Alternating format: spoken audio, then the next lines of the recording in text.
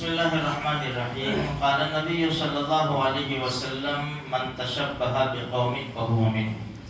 یہی حدیث گزشتہ کل پڑھی تھی کہ نبی کریم صلی اللہ علیہ وسلم نے ارشاد فرمایا جو جس قوم کی مشابہت اختیار کرے گا انہی میں سے ہوگا وہ. دیکھو میرے بھائیو، اتنا بچایا گیا مسلمانوں کو کہ دیکھو مکہ مکرمہ میں نماز آئی لیکن اذان نہیں تھی. جب مدینہ منورہ ہجرت فرما کر تشریف لے گئے نبی کریم صلی اللہ علیہ وسلم صحابہ کرام، تو تعداد بڑھی اور مسلمان دور دور رہنے لگے. تو اللہ کے رسول صلی اللہ علیہ وسلم نے ارادہ کیا کہ بھئی نماز کے لیے مسلمانوں کو کیسے بلایا جائے. تو صحابہ کرام سے مشورہ کیا تو اس میں ایک رائے آئی ناقوس بجایا جائے. ناقوس یعنی جو چرچ میں بجتا ہے، آج کل مندروں میں جو بیل بجتا ہے وہ. دوسری ایسی رائے آئی کہ بوق بجایا جائے.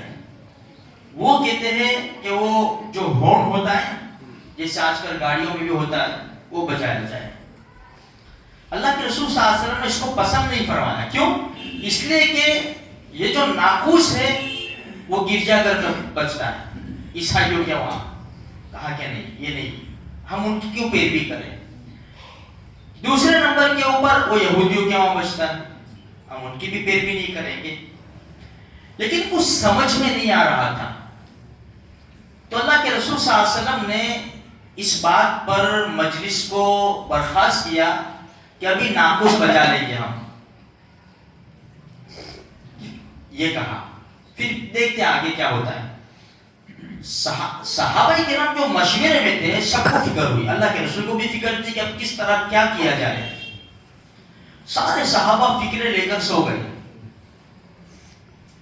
عبداللہ ابن زید ابن عبد ربی نے خواب دیکھا.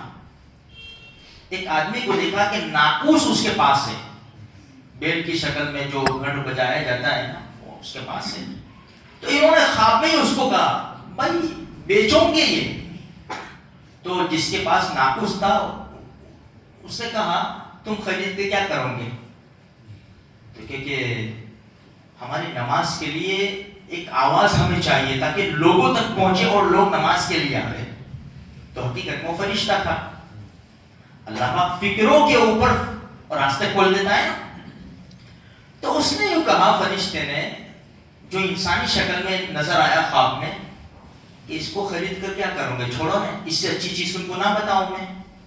تو اس نے پوری اذان سنا دی، پوری اذان خواب کے اندر. عبداللہ ابن زید ابن عبد ربی خواب سے اٹھے، صبح کا وقت ہو چکا تھا جیسا سمجھو.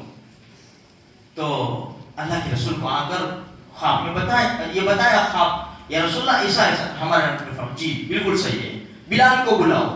حضرت بلال کی آواز بہت بلند تھی.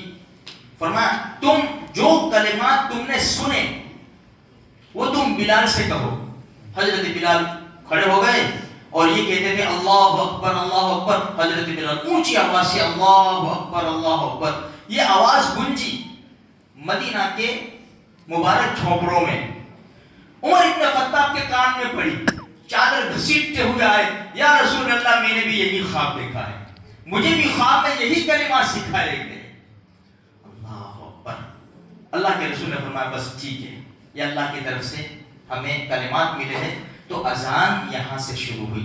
دیکھو فکروں پر کیسا ہو، کتنے بڑے اچھے فیصلے ہوتے ہیں. ہمیں بہت بچایا گیا.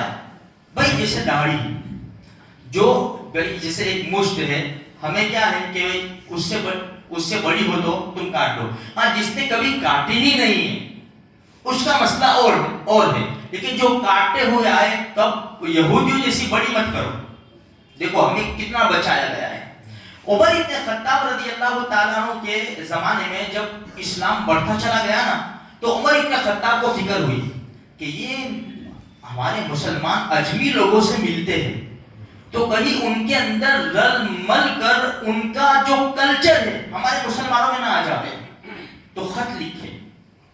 تو ابو عثمان نہدی کہتے ہیں ہم آذربائیجان میں تھے کہ عمر ابن خطاب رضی اللہ تعالیٰ عنہ کا خط آیا کہ دیکھو تم اجمی لوگوں کے ساتھ رہتے ہو، ان کے ساتھ خلط ملط ہے، تمہارا لیکن یاد رکھنا خبردار ان کے جیسا لباس مت پہننا. اندازہ لگاؤ مسلمانوں کو کتنی فکر تھی.